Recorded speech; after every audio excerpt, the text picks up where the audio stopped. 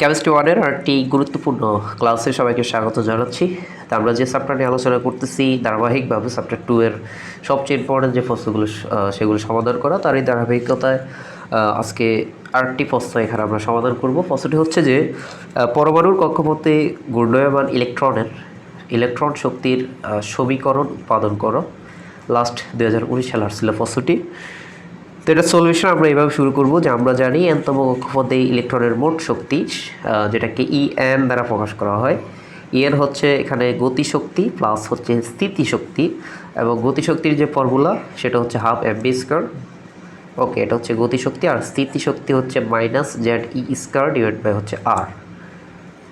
তো আশা করি এগুলো করতে আসছে। এটা হচ্ছে যেটা লিখলাম প্রথম যে ফর্মুলাটা, সেটা হচ্ছে গতিশক্তির সূত্র, আর প্লাস হচ্ছে পরেরটা ছিল আমাদের স্থিতিশক্তির সূত্র। ওকে, স্থিতিশক্তির সূত্র। এরপর আমরা এখানে যদি ক্যালকুলেশন করি প্লাস মাইনাসে মাইনাস হয়। সো এরপরে যদি আমরা একটু আগে যেটা শিখছিলাম সেই কাজটা আমরা একটু আগে ওই যে হাইড্রোজেনের এনতম কক্ষপথের ব্যাসার্ধের যে সমীকরণের যে প্রক্রিয়াগুলো শিখছি সেগুলো আমরা এখানে অ্যাপ্লাই করব। ওকে, আমরা যেটা শিখছিলাম Z square divide by R square equal হচ্ছে এমবি স্কয়ার ডিভাইড বাই হচ্ছে আর। এটা কি আমাদের মনে আছে কিনা আমি আবার একটু দেখাই দিই।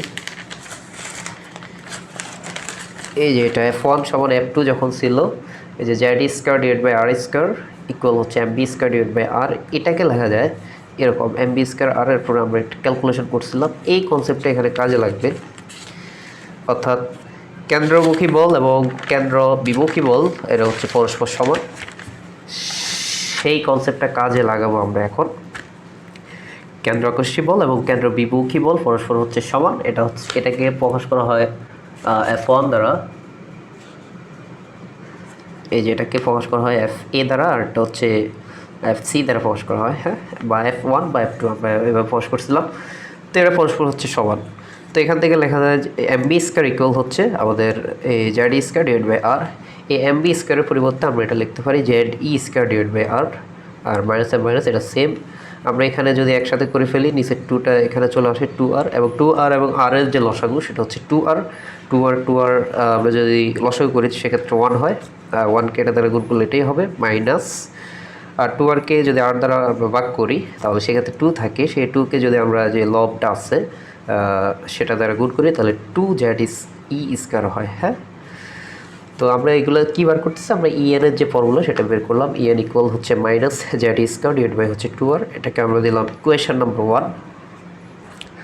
তো আমাদের পরবর্তী কাজ হচ্ছে আমরা এই যে একটু আগে যেটা বের করলাম হাইড্রোজেন পরমাণুর ইলেকট্রনের কক্ষপথের ব্যাসার্ধ আর ইকুয়াল, যে মানটা একটু আগে আমরা প্রমাণ করে আসছি সে মানটা আমাদের কাজে লাগবে, সেটা আমরা এখানে লিখছি। এই মানটা আমরা 1 নং সমীকরণে বসাবো। 1 নং সমীকরণ কী ছিল? এই যে 1 নং সমীকরণ, এই 1 নং সমীকরণে আমরা আর যে 2 ইন্টু আর এর পরিবর্তে এই মানটা বসাবো। তো 1 নং সমীকরণ এখানে আমাদের যেটা ছিল, এই যে ইএন ইকুয়াল মাইনাস, এদিকে এটা বাদ, minus Z E square into 2 into এই যে আর এর পরিবর্তে এই ফর্মুলা যা আছে সবগুলো বসানো হয়েছে।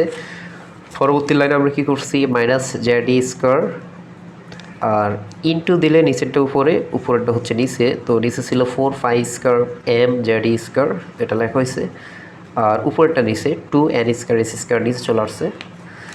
পরবর্তী লাইনে আমরা দেখতেছি এখানে একটু সাজিয়ে লিখছি মাইনাসের মাইনাস, এই যে 4 জেড ই স্কয়ার, এখানে দুইটা, তো Z E to the power 4, এরপর 5 স্কয়ার আর ছিল এম, এটা রয়েছে, আর নিচে যেটা সেটা, এরপরে এটা একটু কাটাকাটি করলে নিচে 1 থাকে, মানে এন স্কয়ার এস স্কয়ার থাকে, আর উপরে 2 Z square E to the power 4 5 square M.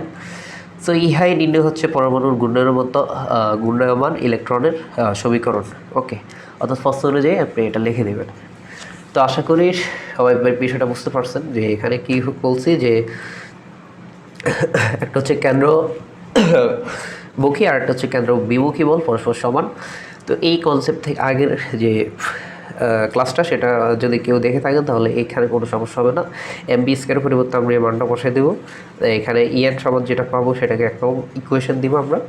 পরবর্তী কাজ হচ্ছে আর এর যে মানটা আমরা গত ক্লাসে বা পূর্ববর্তী ক্লাসে দেখছি সেটা আমাদের লাগবে। এই আর এর মানটা এখানে আমরা যদি বসাই দিই তাহলে আমাদের যে সমীকরণটা আসবে সেটাই হচ্ছে কক্ষপথের ঘূর্ণায়মান ইলেকট্রন শক্তির সমীকরণ।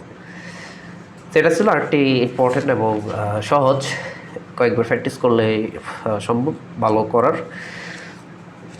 তো পরবর্তী ক্লাস দেখার আমন্ত্রণ জানিয়ে এখানে শেষ করলাম। সবাই ভালো থাকেন, সুস্থ থাকেন।